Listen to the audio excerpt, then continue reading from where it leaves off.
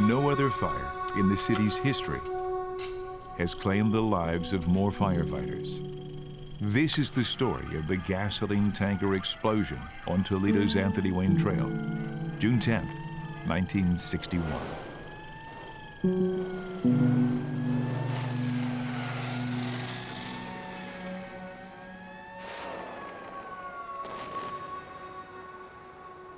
What greeted us was a huge plume of black, smelly, oily foam about 500 feet in the air. And I said, oh boy, are we in for it. It was a roar. I mean, it was just a huge roaring fire going, and the flames are shooting out, and tons of smoke, billowing black smoke. We heard the explosions at first. That was the tires that were burning, and then all of a sudden it was just like a huge vroom, whoosh, and up it went.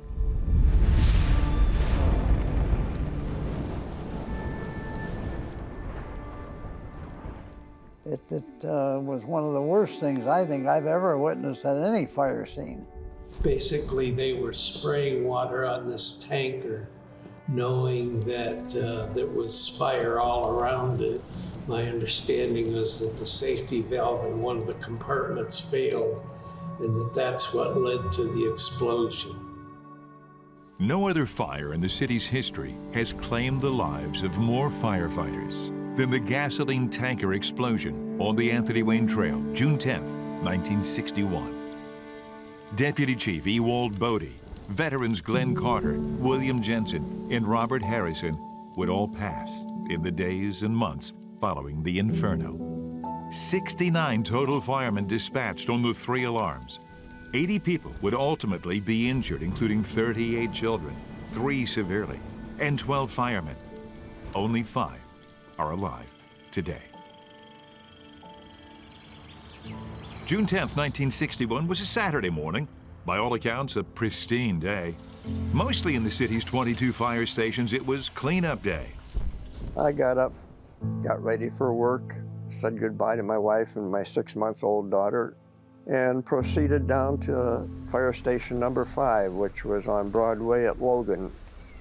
At 10:30 a.m., in a sandlot baseball diamond near the trail, players heard a crunch and a thud. A truck on the trail was soon enveloped in black smoke. Box alarm 223 at Erie and Logan would wake up the city at 10:56 a.m. Fire at Anthony Wayne Trail and Logan Street, which was about a quarter of a mile down the street from us. Deputy Chief Ewald Bodie would arrive at 10:58 a.m. with pumpers 5 and 8, ladder 1, and number 1 rescue squad. 19 men responded to the initial call. 5s was actually doing a rope drill at Logan and Broadway involving the rookie fireman, Don Riddle, who was tying knots with Captain Tom Alfieri. I was scared.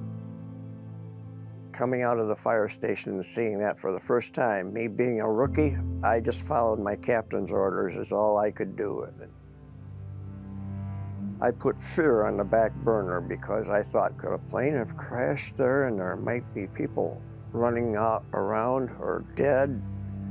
So I thought, I gotta put that in the back of my mind and pay attention to my job. And if I have to start saving lives or helping people that are on fire, I'll do that. A lot of people came running up and said, it's a tank truck, so I'll jackknifed around, but it hadn't exploded yet.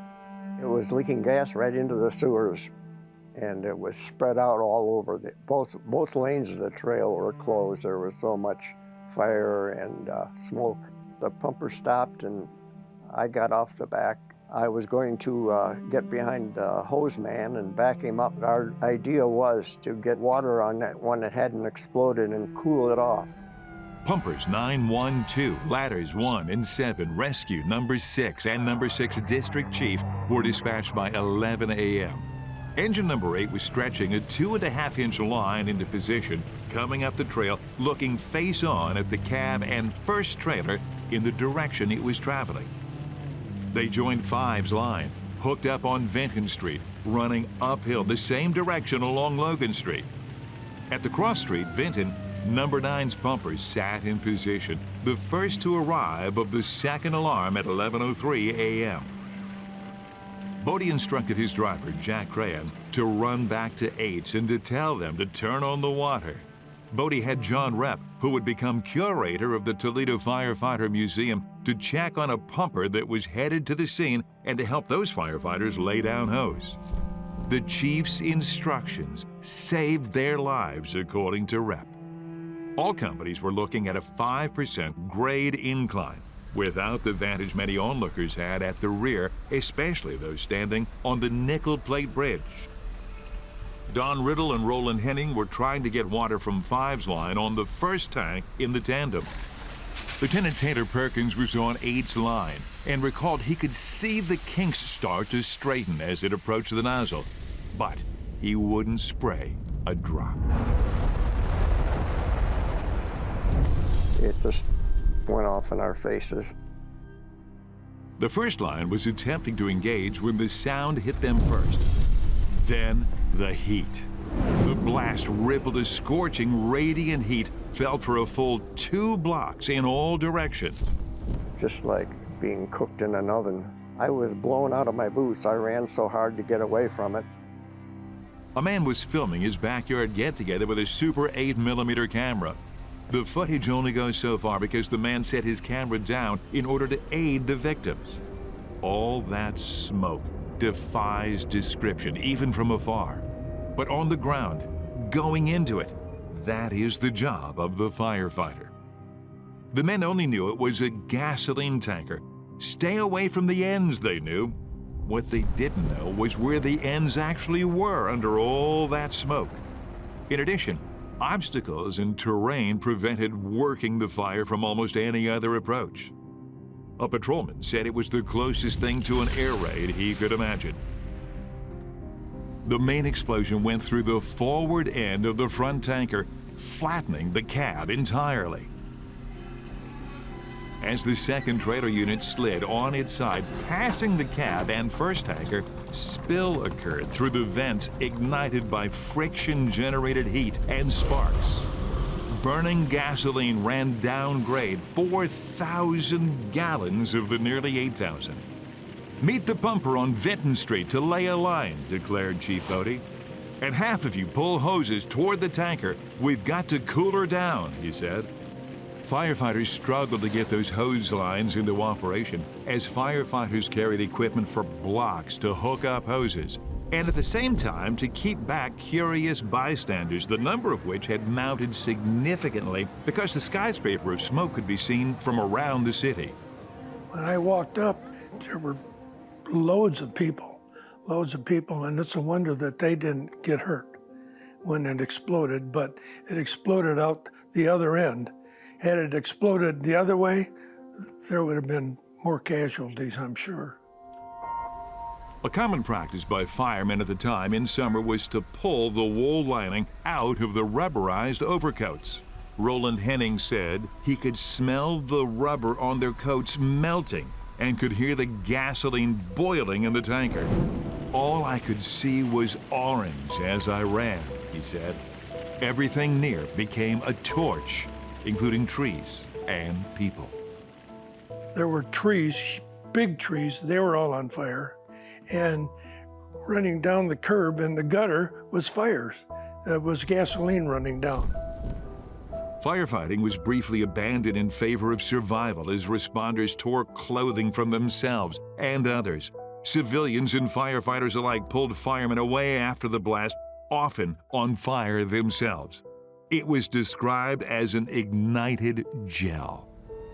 At 11:07 a.m., Chief Arnold Pappenhagen arrived and declared the scene an emergency, alerting the city of Toledo and hospitals. A third alarm was sounded at 11:08 a.m. And that's when our pumper, number 7 pumper, responded. We got there on third alarm after the explosion.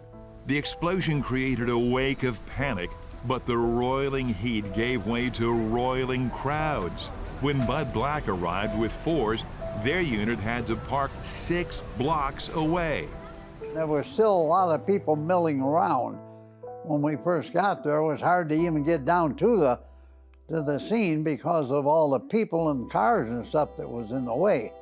And we were sitting there and all of a sudden heard this explosion and didn't know what it was. And then we heard another one and turned the TV on, and they said there was a trail fire, so I had no fire clothes there, but I had my fatigues from the Army, and I figured I could go down there and maybe do some footwork and run around and get the guys. If they needed something, I could run back to the truck and get it for them.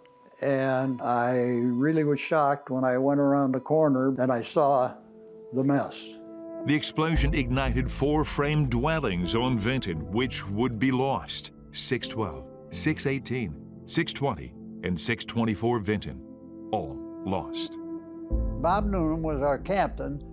We were with him, and Joe Tabner, Bob Hall, Don Wozniak. All the 5 of us were all working together in the houses. And there were some smaller homes off on the other side. And I ended up helping to put those fires out. My godfather was the captain of 5's engine house, Tom Alfieri. But prior to me getting on the job, I had chased the fire engines for years and took a lot of pictures. And I had a radio in my car, and I heard that fire alarm come in. And from there, I walked back and walked across the railroad tracks, the old nickel plate railroad tracks to that trestle. And that's where I took this picture. I decided that when I ran out of film, I walk around. So I walked back across the railroad tracks and down Hamilton and back. And when I came around, they were starting loading people in ambulances. And I saw Euchre Sperber's helmet sitting in the street. And I said, oh, this is not good. The blast destroyed trees, wire poles, and even the stretch of pavement on which the gasoline burned. Harold Brandeman was a copy clerk at the Toledo Blade. He had just stopped his car on Logan Street and the trail when he heard a loud scraping sound. Brandeman backed his car out a block, then ran to the scene of the first fire truck about 200 yards from the fire itself. When the second tanker blew, he ran to help, using his pocket knife to cut firemen free from the inflamed clothing. Charles Burns, a 21-year veteran of the fire division, had just arrived with 9s when the whole thing blew. He grabbed Robert Harrison and gave this account to the Blade. I carried him about a half block up the trail. His pants were burned completely off, skin was hanging from his leg, and his face was a mess. Someone came and helped me, and we got his coat off. I used my hands in grass and sod to beat out the flames, and also my coat to wrap around him. Believe me, I was scared. The scene after we, started to cool down and we could see things that happened more, that was the most horrible thing I think I've ever seen in my life. The shortest explanation is that the follow trailer jackknifed ahead of the tractor and first tanker, tipping and igniting from friction. But the National Fire Protection Association with the Toledo Fire Prevention Bureau summarized the important elements of this tragic incident in greater detail. The truck was traveling on a downgrade right-hand curve when the follow tanker overturned, breaking all connections between it and the semi. The follow tanker came to a stop ahead of the cab, and a severe fire immediately broke out. The front tanker's brakes locked up by design as soon as the rear tanker became uncoupled. In fact, the tractor and front tanker remained connected and pointed in the original direction of travel. Witnesses say the follow tanker appeared to tip slowly onto its left side as the unit moved around the curve. As it tipped, the hitch and brake hoses were snapped, giving the follow tanker enough speed to pass the halting semi, ultimately sliding on its side to a position forward and to the left of the tractor. There was no technical failure of equipment according to the NFPA. The hitch was broken as the tanker turned over. There is good evidence that the second tanker struck the left front corner of the semi's first tanker as it slid forward. It is believed the damaged front tank and the fact that the fire from the spill and boilover was so intense created the pressure that could not be sufficiently relieved through the vent, causing its ultimate failure. When it breached, this caused a blowtorch action that shot in an easterly direction down the trail, fanning out and flattening the cab of the truck. It burned hottest and most dangerously for just 15 minutes. The fire was officially tapped at 1:12 p.m. All units were back in service by 7:30 p.m. The Anthony Wayne Trail has matured from a scarred patch of dirt into a highway feeder road and pinball smooth merge straight into downtown Toledo. It was developed slowly over the 20th century, initially replacing the canal system as the conduit of commerce. As the South End grew, and Maumee, and Waterville, the desire for improving the road's functionality overwhelmed its actuality for many decades. Some might even say that's still the case. Plans for the removal of the curve that would cause the trail fire of '61 existed. Plans were hastened after, but not before the curve would claim several similar accidents. The physics of the original curve into downtown on the Anthony Wayne Trail were bound to fail catastrophically, eventually. It had doomed truckers and motorists before and after June 10, 1961. Unfortunately, this Ohio truck driven by Edward Baum would become the crisis that changed the roadway. Estimates of the skid marks by Toledo patrolmen indicated he took the turn at approximately 35 to 40 miles per hour, the common speed of travel along the trail before this curve, although the posted speed limit signs were 25 miles per hour.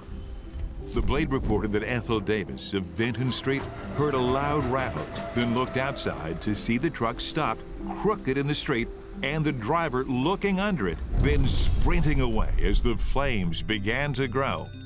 It was reported that Baum is likely the person who pulled box alarm 223.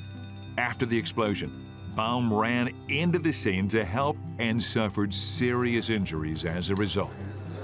He was acquitted in November of 1961, a court ruling that the trailer connection snapped not as a result of any driver error, which contradicted an August 1961 report by the National Fire Protection Association.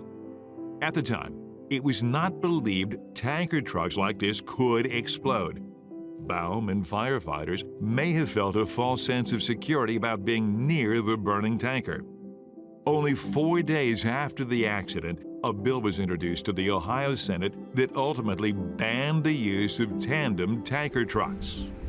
Even the trail would wear a scar, as the pavement underneath the boiling gas would be replaced, leaving a two-tone reminder on the roadway until its modernization.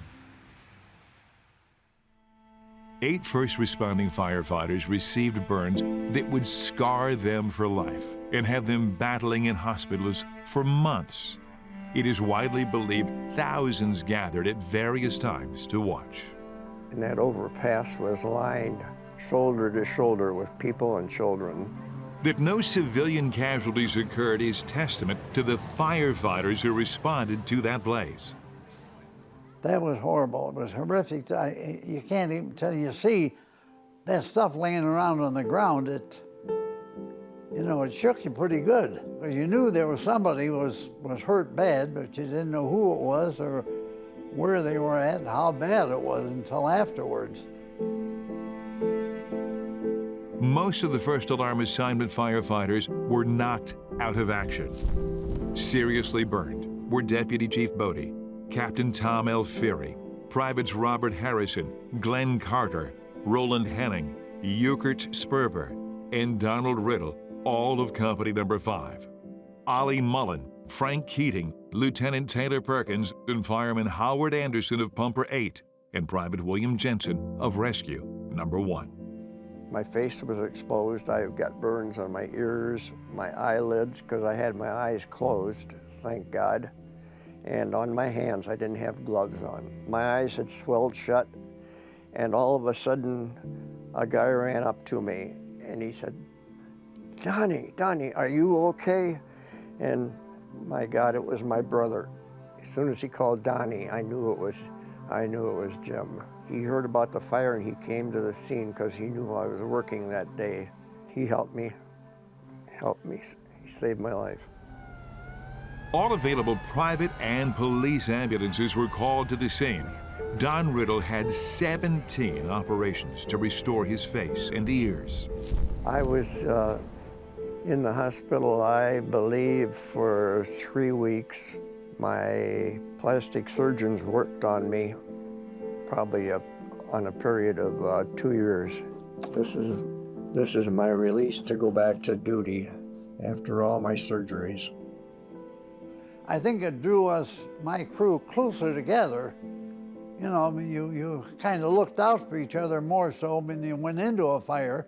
And I think it just was in the back of your head all the time what was going to happen or could happen to us. Most of the available ambulances were used, and the area hospitals tried to split the load on their emergency rooms. Though critically injured, most of the men were conscious when they arrived at hospitals. Some walked into the emergency rooms. Fireman Robert Harrison said, "I'll try to stand while you cut my clothes off, but I think I'm going to pass out, so hurry." As a result of this tragedy, St. V's would develop its burn victim unit, becoming a technological marvel for the time. Firefighters Robert Harrison, Glenn Carter, William Jensen, and Deputy Chief Ewald Bodie died from burns received in the fire. The first was Robert Harrison, badge number 290, driver of hook and ladder number 5. He wore his coat and helmet, but not boots, resulting in severe burns on his legs. A 40-year veteran died June 15th at Mercy Hospital.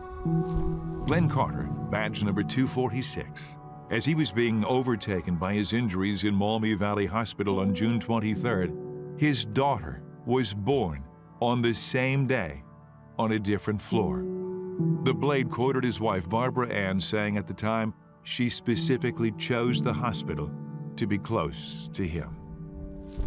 Chief Ewald Bodie, he just 20 feet from the explosion, was sprayed directly by the river of hell wearing only desk clothes. Chief Bodie, a fireman since 1925, was the first man injured but the last to perish, battling in St. Vincent's Hospital for 6 weeks until passing on July 28th. Bill Jensen, badge number 435, a 13-year veteran of many talents outside of firefighting, died at Mercy Hospital on July 10th. During the World War II, he was in the Army in the Medical Corps, and he made false teeth of all things. And he actually met Eisenhower when he was there. I know that on the day of the fire, I was out in the side yard in a picnic, and I was aware of the fire, saw the smoke, and wanted to go see it. He left his station in the rescue squad to assist another firefighter who passed away, whose name was Harrison, and he was trying to hold this hose alone. I know gasoline was flying through the air and burning over the field where people were running away from the fire. Given the nature of his burns, he was engulfed in flame. Eventually, he died from ulcers, bleeding ulcers, and every organ in his body had given up. I actually heard one of the doctors say, "Bill, that you just got to give up," you know, but he would not do that. He just decided he wanted to live.